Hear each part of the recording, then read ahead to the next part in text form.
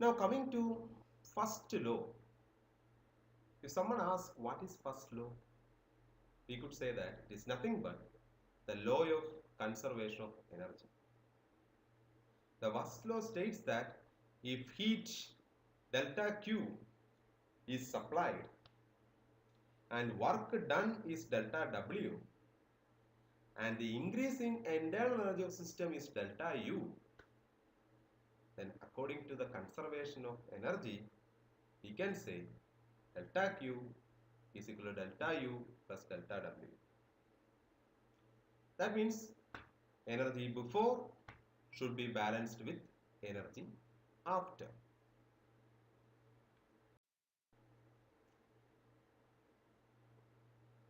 Now, an interesting concept which I would like to discuss is what is internal energy?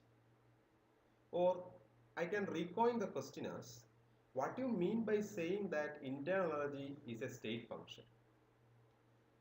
It means that internal energy is dependent only on the thermodynamic state of the system. That is, on the values of thermodynamic variables, that is pressure, volume, temperature and entropy, and not on the history of which the state was arrived. Whichever path it took, it is not important. It is only dependent on the thermodynamic variable. Such a situation is called a state function. So internal energy is a state function, while entropy, which we are going to discuss, is not a state function. The second law. The first law, no doubt, tells us about the heat and work, but doesn't say about how the heat is converted into work or work is converted into heat. So that is being given priority in second law. In second law, we are going to discuss about what was the energy of the system before and also discuss what is the usable energy after that and what is unusable energy after that. This could be understood much better if we discuss a little bit about heat engines. We may be acquainted with steam engines. It was once a revolution which made British the superpower of the world. So let us talk a little bit about heat. Understanding second law using heat engine. Every heat engine uses a working substance. In the case of steam engine, it is steam, while in the case of car engine, it is a mixture of petrol, vapor and air. Engine operates in cycle. In every cycle, some heat is absorbed, some work is done, and some heat is wasted or rejected to sink. At the end of every cycle, system returns to the state it started from. By going through these cycles repeatedly, the engine does work continuously. Thus, engine merely plays a passive role, that is, helping to convert heat into work. For every engine, we can define efficiency. Efficiency equal to work done divided by heat supply. That is eta equal to W by T. Naturally, one would like to have efficiency as high as possible. But for engine which delivers work, eta is always less than 1.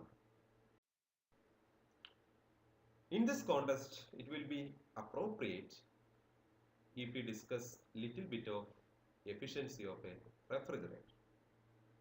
A refrigerator is engine in reverse, where heat is taken from the cold reservoir and given to the hot reservoir by doing some internal work. So we define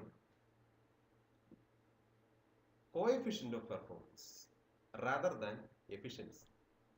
So coefficient of performance K is equal to Q2 divided by work done, or what is the ability to cool the system. That should be the reference for refrigerator. So K is equal to Q2 by work done gives us T2 by T1 minus T2. And here is the graph related to coefficient of performance and T2 by T1, which is a very important graph as far as CSIR questions are concerned. Now coming to Carnot engine. A Carnot engine works as shown in the figure. It has four processes.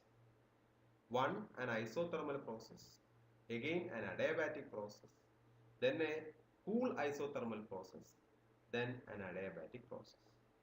In adiabatic process, heat is supplied to system and the pressure and volume changes, the volume increases. And then there is an adiabatic process where there is no heat exchange to the surrounding.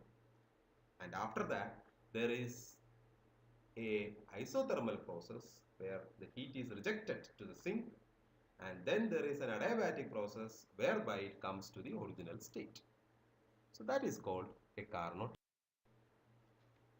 Why we discuss Carnot engine?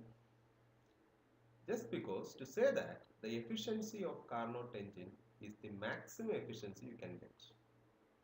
All the real engines, however clever you design, cannot beat the efficiency of a Carnot engine. The best engine operating between a source at T1 and a sink at T2 cannot be better in efficiency than Carnot engine operating between the same temperature, a statement made by Sadi Carnot. And hereby let us define the second law. Second law says that, or it can be put in two ways. One is called Clausius statement, which refers about an impossible refrigerator, while there is Kelvin statement, which refers to an impossible engine. Both are in one way or other the same. The Clausius statement states that it is impossible to draw a certain amount of heat from the cold reservoir and transfer everything to the hot reservoir without an external agent. Lord Kelvin says that it is impossible to convert all the heat received from the hot reservoir entirely into work. People sometimes say that there are a lot of heat energy in ocean, so why not we use that? In fact, it can be thought about.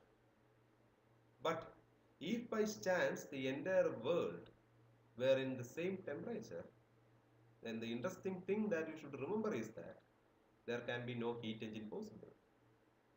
Or if you further think, you should be thankful that there is a cold Antarctic and an even cold Antarctica for our life to proceed.